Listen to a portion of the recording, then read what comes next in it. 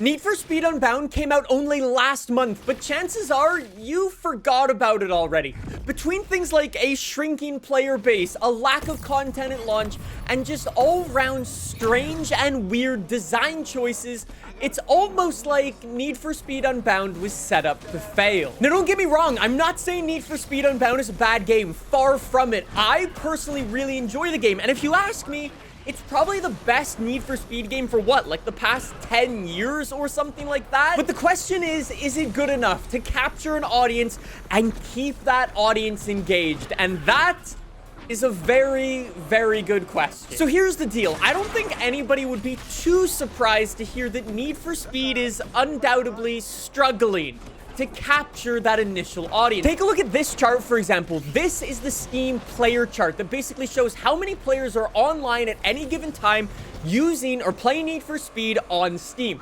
Obviously, this doesn't account for things like PlayStation, Xbox, or even Origin, for example, but it gives us a little bit of an insight to what the average player on Steam is doing with all sorts of different games. So, since Need for Speed Unbound launched at the beginning of December, they lost 80% of their player base, which is a huge hit.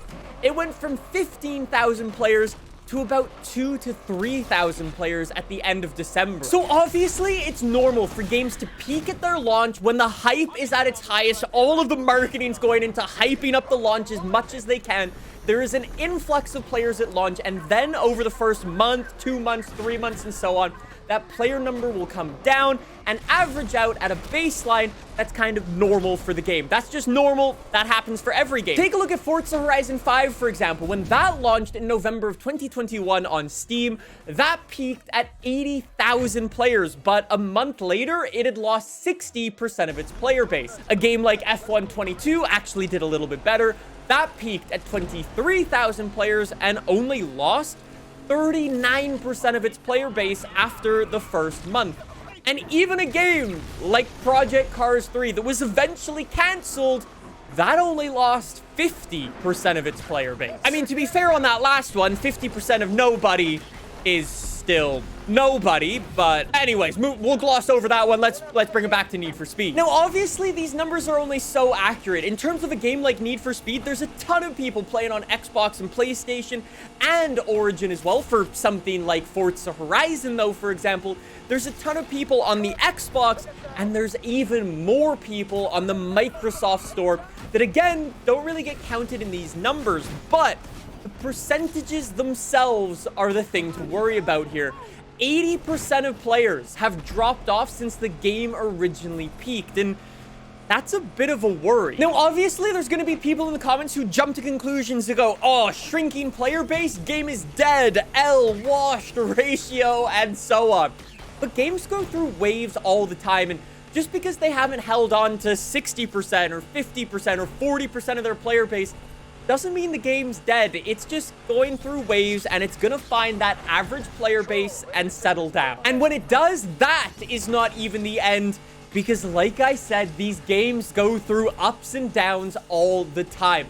Take a look at this graph from Need for Speed Heat, for example. Over the past couple of months, it's been averaging between 2,000 to 3,000 players online at any given time. However, last month, or in like November, something like that, it went on sale on Steam for a super big discount and had 85,000 players online. That's just players online at one moment. I can't even imagine how many copies they actually sold during that sale. It would have been insane. And having sales and discounts aren't the only way for developers and publishers to get those player numbers up. Take a game like Cyberpunk, for example. Cyberpunk had one of the most hyped launches in video game history, and then followed that up with one of the worst launches in video game history. And it wasn't looking good. After the dust settled for a game like Cyberpunk, their average player base was between 15,000 to 20,000 players, which is still really good, but definitely less than the numbers they would have liked to have hit. Now, again, chances are you and I probably forgot about Cyberpunk, but the developers have been hard at work at it. And in September, they launched a massive update for the game that changed everything. And Cyberpunk's player numbers went from that 15 to 20,000 average to 50,000 players online. So obviously, it's not really a fair fight comparing these games that have been out for much longer and Need for Speed that only came out a month ago. Need for Speed still has plenty of time to launch a great update, make improvements, expansions, and things like that. But Need for Speed and EA are already working on that first one by offering discounts for the game. Right now, at the time recording this video, Need for Speed Unbound is 40% off on Steam, and those player numbers immediately took effect, jumping from that 2,000 to 3,000 players that they've been seeing to 5,000 players. So, okay, I get it. We've dug through the numbers, but why? Like, why are people going, Need for Speed? That's really cool. Let's play it. Maybe not. Number one, a lack of content at launch. For example, the story mode, although it's pretty fun, it's very, very repetitive. Spoiler alert, basically when you jump into the game, you do the exact same thing for 4 weeks in a row, and congratulations, you've beaten the game. I personally found the story so repetitive, I had no motivation to finish my Let's Play series. So I built some cars and congratulations, check, Need for Speed completed. Or at least kind of. And I know I'm not the only one, because based off achievement trackers, they tell us that only 7% of players who booted up Need for Speed Unbound, only 7% of them actually completed the grand, the final mission, and called it a day. Congratulations, you beat the game. And that is worrying. That is probably because the story's a little repetitive. But there's also a second sub-reason in there, and that's got to be the lack of new cars to actually customize. At launch, Need for Speed Unbound only has 20 new cars to customize. And some of those cars, like the Lamborghini Countach, for example, don't have any new customization. And then there's other cars in there that are actually doubled up, like the C8 Corvette. There's two versions of it, a regular one and a convertible version. That technically counts as another version of the car. The same thing for the convertible Mustang. That counts as another new car. Now again, don't get me wrong, there's a lot of really cool new cars in the game, like the Mitsubishi Eclipse, the Ford Crown Victoria, and things like that are awesome.